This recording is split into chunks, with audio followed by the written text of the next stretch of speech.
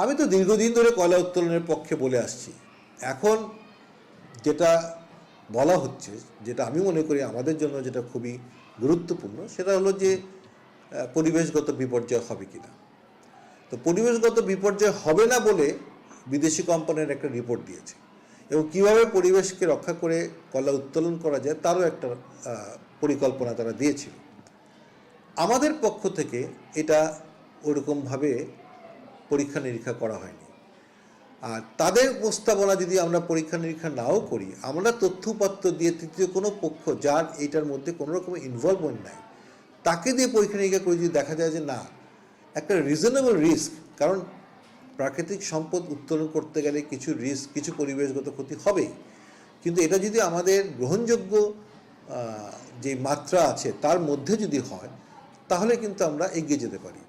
তো সেই পরীক্ষা নিরীক্ষাটা না করেই যদি আমি রিজেক্ট করে দিই, না আমি করবই না, তাহলে তো একটা বড় ধরনের রিসোর্স আমরা হারাচ্ছি।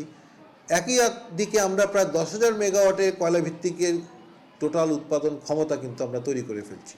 এই মুহূর্তে 7,000 আছে, সামনে আরও কয়েকটা আসবে, সব মিলিয়ে দেখা যাবে যে 10,000 মেগাওয়াট কয়লা। অর্থাৎ আমরা কয়লা পুড়াচ্ছি আমদানিকৃত কয়লা থেকে।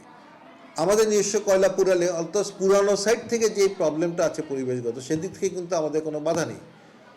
মাইন এরিয়া যেখানে, সেইখানে পরিবেশগত কোনো প্রবলেম যদি থাকে, সেটা যদি আমরা ট্যাকেল করতে পারি, আমি মনে করি অবশ্যই আমাদের কয়লা ভিত্তিক কয়লা উত্তোলনের। কৃষি নিয়ে আমরা স্টাডি করেছি, ওইখানে প্রায় 6,000 হেক্টর, আমরা যদি ফুলবাড়ির কথা চিন্তা করি, 6,000 হেক্টর, পার হেক্টর 400-500 টন যদি আমরা ধরি, আমি হিসাব করে $500 পার টন হিসাব করে অনেক আগে একবার একটা হিসাব করেছিলাম, সেখানে দেখা যাচ্ছে যে বছরে আমরা 12 মিলিয়ন টনের, মানে $12 মিলিয়ন সমপর্যায়ে চাল আমদানি করতে হবে ওইখানকার যে কৃষিতে আর কৃষি জমি এটা পার্মানেন্টলি নষ্ট হচ্ছে না।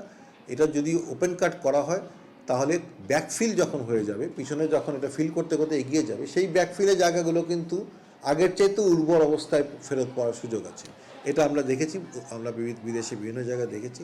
তো এই জিনিসগুলো সঠিকভাবে মনিটর করে সিদ্ধান্ত নিয়ে একটু সাহসিকতা দেখাতে হবে, কারণ এই মুহূর্তে আমাদের সবচেয়ে বড় সমস্যা হলো আমদানি নির্ভরশীলতা।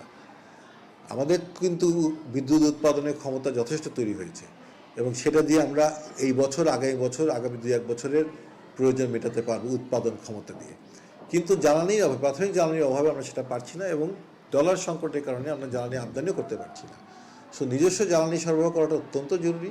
সেই প্রেক্ষিতে আমি মনে করি গ্যাসের অনুসন্ধান, কয়লা ডেভেলপমেন্টের পরীক্ষা নিরীক্ষা অন্তত করা। আমরা যদি দেখি যে প্রচণ্ড মানে পরিবেশগত খুব বড় ধরনের ঝুঁকি আছে, তাহলে আমরা ধরে নেব যে না, আমাদের কয়লা আমরা উত্তোলন করতে পারবো না। কিন্তু সেই পরীক্ষাটা না করে রিজেক্ট করাটা আমার মনে হয় ঠিক না।